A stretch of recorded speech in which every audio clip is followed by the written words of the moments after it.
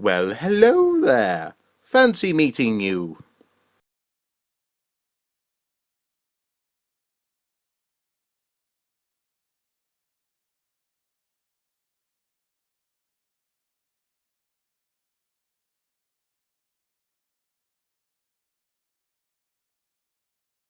Hello, Charlotte Roberts. Thank you so much for having me and for appearing on Meet the Archaeologist. First of all, could you just confirm what it is that you do here in the department? I'm a professor of archaeology, but I focus on the study of human remains from archaeological sites, and I'm particularly interested in the origin, evolution and history of disease.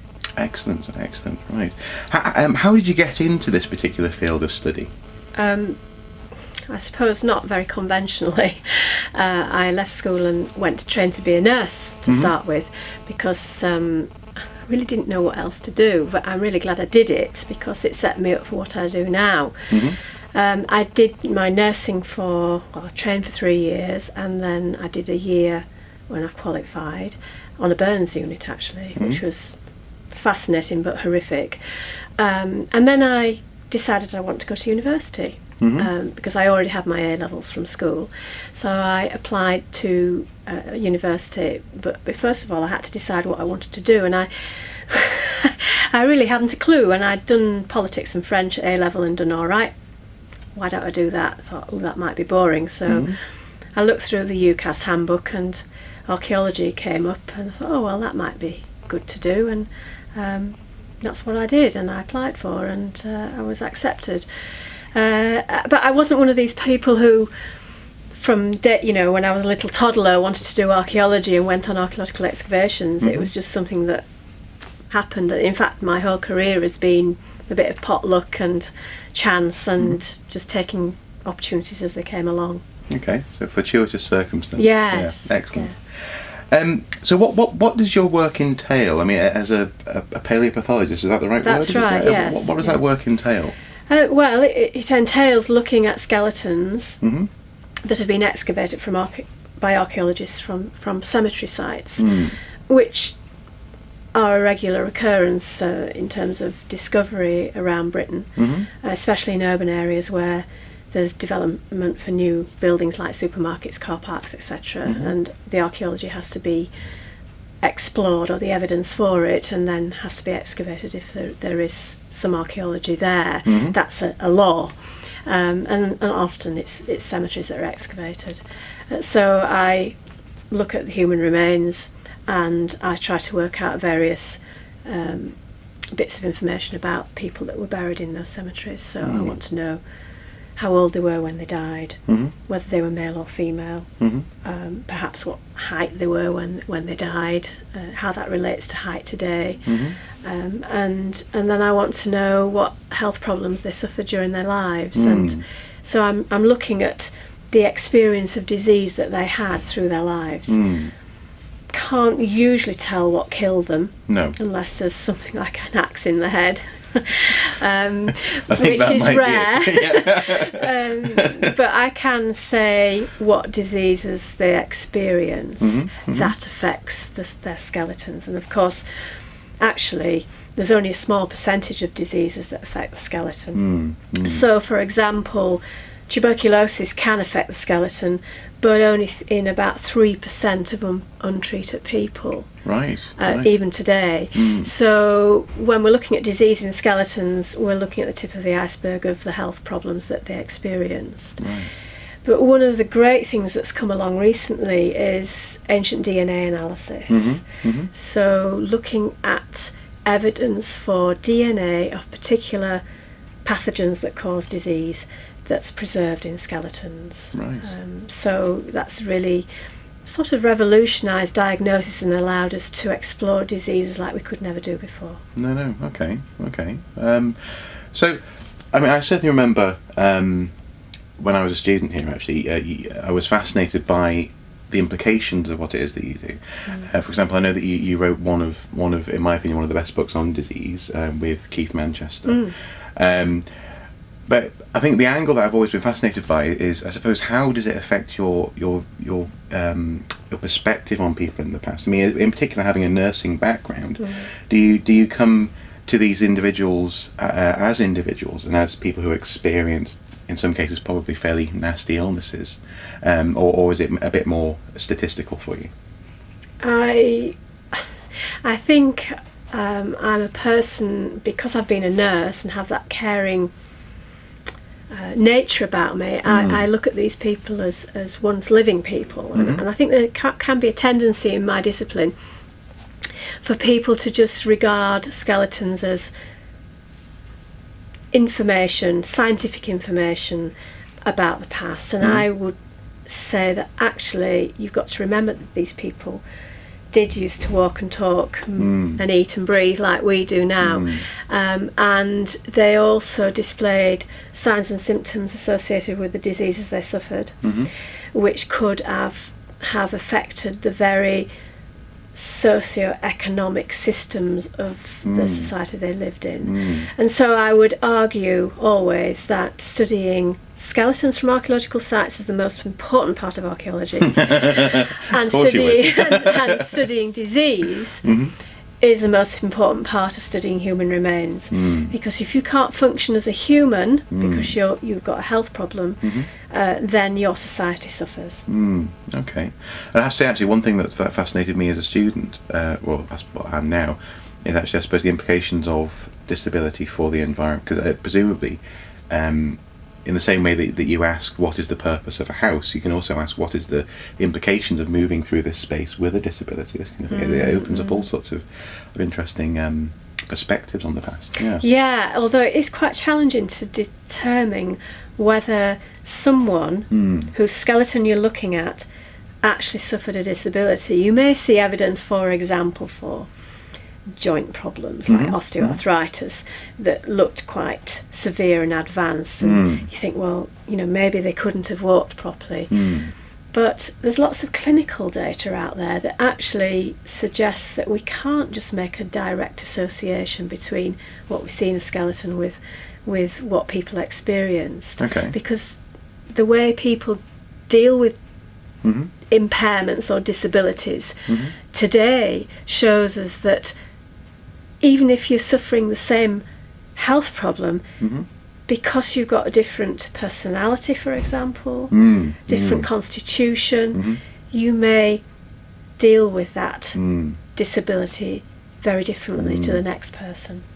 So you've got to be very cautious, and I think as I get older I get more cautious about how to interpret what the data I collect from human remains. Okay, excellent.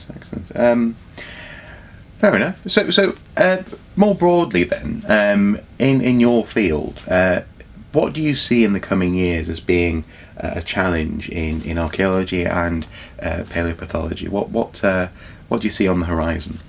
One of the key things I worry about is the next generation of archaeologists. The majority of people practicing archaeology today have actually come through university degrees.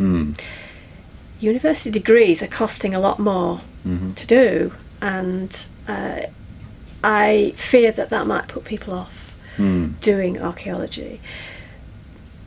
If I was a parent who had a child who wanted to do archaeology, I would be questioning what they were going to do with that degree after they graduated, because the opportunities for employment are limited. However, an archaeology degree does give you a lot of skills and knowledge that you can transfer to other occupations. So I know graduates at undergraduate level, master's level and PhD level who are not working in archaeology but are working in pretty high-powered jobs and earning a lot of money, maybe not as much as bankers, but they are doing very well, and a lot of that is down to the fact that they have taken their skills and knowledge that they have learnt through their degrees to these new occupations. So that's one thing that I worry about. In terms of my discipline, I worry about the potential reburial of skeletons that have been excavated from archaeological sites. Now this has been happening around the world in certain parts for quite some time, and it is a lot to do with native populations claiming their ancestors' remains back, which I have absolutely no problem with, because scientists, I'm classed as a scientist, Yeah. like me, back in the late 19th, early 20th centuries, were ransacking cemeteries of native populations purely in the name of science. To Almost like materials. curios, really. Yes. Yeah. So I don't have a problem with that at all.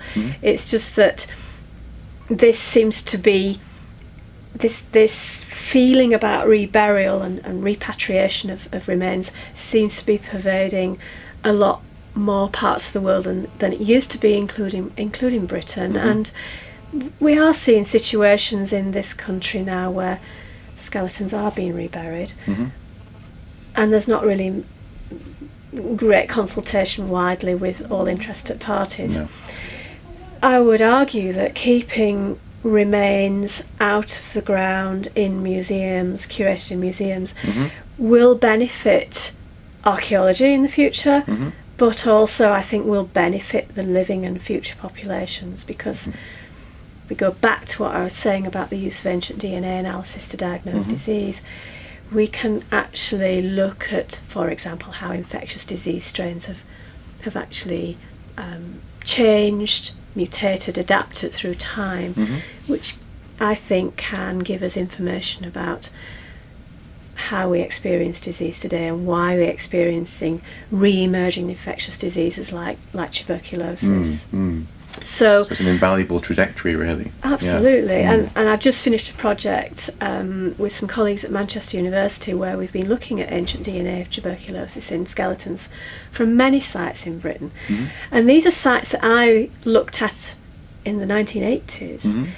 And the skeletons have been curated in museums, and so we've been able to actually go back and get samples from those skeletons to do this important work. And if they hadn't been curated, we wouldn't have been able to do the research and pull out information about tuberculosis we could never have done before without using ancient DNA analysis.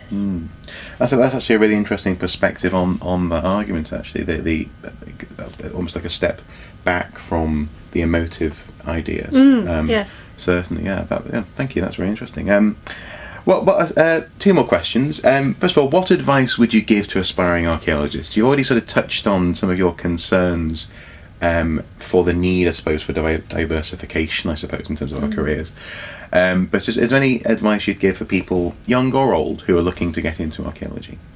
First of all, I would advise people to join the Council for British Archaeology, which produces an excellent magazine called British Archaeology. Every quarter, I think, and the subscription's pretty reasonable, and then you have access to their website, which gives you lots of information about what's going on, lectures in the country. There are regional groups, there is information about excavations going on that you can get involved in. So that would be, I suppose, my key top tip if you wanted to get interested in archaeology. Take advantage of your local museums, visit the museums, take advantage of your local archaeology and history groups, go to lectures, get involved with what's going on. There may again be local excavations associated with those. Read relevant books that are coming out, keep on top of media articles, and if you're interested in going to university to do archaeology, then contact your local university that's doing archaeology, and maybe get a trip round and see what's going on.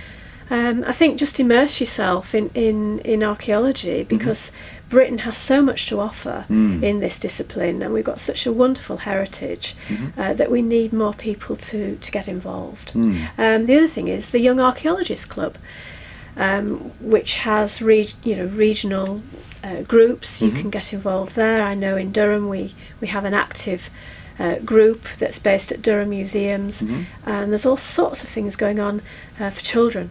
I believe the Durham one's called DAX. Is it the Durham Archaeology Explorers Club? Is that what it's called now? I think so. Yes. Excellent. Okay, grand. And finally, Charlotte, what are your future plans? Do you have any interesting research coming up? My future plans are to retire very soon.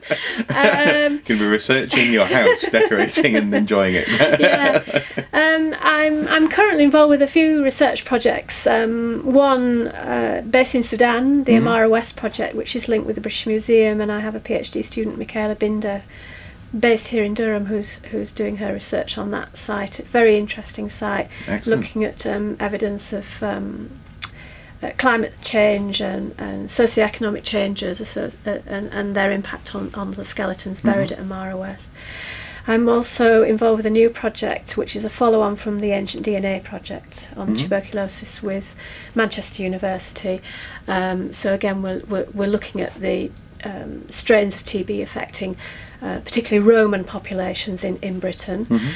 And I'm involved with the Invisible Dead project with Chris Scarr and Graham Phillip here at Durham, where we're looking at the Levant and Britain as two case studies, as it were, looking at prehistory up to the Roman period, and creating through two postdocs, Mandy Jay and Jenny Bradbury, a huge database of burials from both regions, and trying to look at gaps in knowledge about where people were burying the dead in those two regions in prehistory, and asking the question, well, why don't we find people buried in these regions of those two regions? That's why it's called the Invisible Dead. So those are three projects that I'm currently involved in, but I'm gearing up to put a grant application in to look at a post-medieval cemetery in North Shields. Okay. Yeah. Called From Coach Lane. There's around 200 skeletons who, from people who lived in the industrial period of the Newcastle area, and we want to look at their health, diet and mobility during the time that they were living. And we're already having students work on this site, and they're coming up with some really interesting findings, like high lead levels in skeletons, who probably working in lead related industries. So that's a future project that I hope will be funded. Okay. So I've got lots of things on the go and lots of writing projects, and just finishing a book on leprosy. Oh, wonderful. Wonderful. Excellent. I just love the idea of someone going, is this your chapter? No, that's Robin Hood, isn't it? Is this your finger, my leprous friend? So yeah. Well, thank you very much for your time, Charlotte. It's been a pleasure talking to you, and this time the mic was on, so thank you so much. Excellent. It's pleased to hear. Grand. Thank you.